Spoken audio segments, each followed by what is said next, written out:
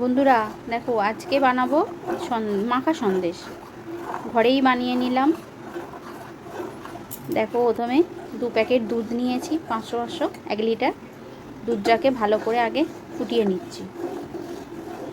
ভালো করে দুধটা ফুটিয়ে নিতে হবে বন্ধুরা। ফুটিয়ে নেওয়ার পরে দেখো কিরম টকবক করে ফুটছে। এবার দুধটা ভালো করে জাল দেওয়া হয়ে গেছে। এবার ওর মধ্যে দিয়ে দেবো ওই ছানা কাটানো পাউডার। বন্ধুরা আমার কাছে ঘরেতে পাউডার ছিল বলে তাই আমি এটা পাউডার দিয়েই বানিয়ে নিয়েছি। যদি পাউডার না থাকে তাহলে পাতি লেবু দিয়ে নাহলে ভিনিগার দিয়ে দুধটাকে ছানা বানিয়ে নিতে পারো, তাতেও হবে, অসুবিধা নাই।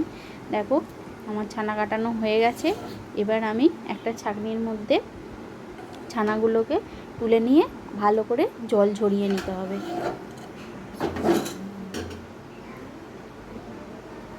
দেখো নিচে কত জল পড়েছে।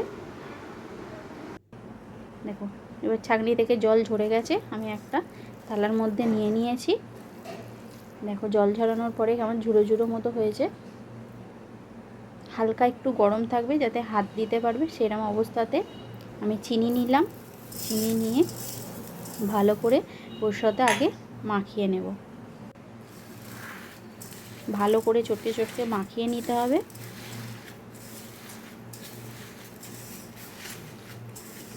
বন্ধুরা রেসিপিটা তোমাদের কেমন লাগলো জানিও। ভালো লাগলে অবশ্যই লাইক কমেন্ট করবে। দেখো আমার চটকানো হয়ে গেছে। এবার গ্যাসের ফ্লেমটা একদম লোতে রেখে কড়াইটা বসিয়ে দিয়েছি। দিয়ে আমি যে ছানাটা আর চিনিটা একসাথে চটকে নিয়েছি সেইটা ওর মধ্যে দিয়ে দেব।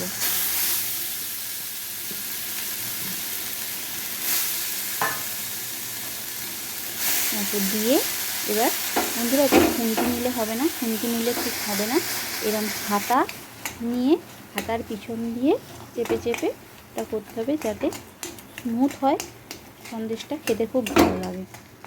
দেখো এইভাবে করতে করতে জলটা একদম শুকিয়ে এসেছে, আমার হয়েই এসেছে। এবার আমি নামিয়ে নেব। নামিয়ে নিয়ে আমি একটু গোল গোল করে শেপ দিয়ে নিয়েছি। বন্ধুরা ভালো লাগলে বলবে আর অবশ্যই বাড়িতে একবার ট্রাই করবে। দেখো কত সুন্দর হয়েছে। ঠিক আছে বন্ধুরা, টাটা। আবার নতুন ভিডিও তোমাদের সাথে দেখা হচ্ছে। Bye bye.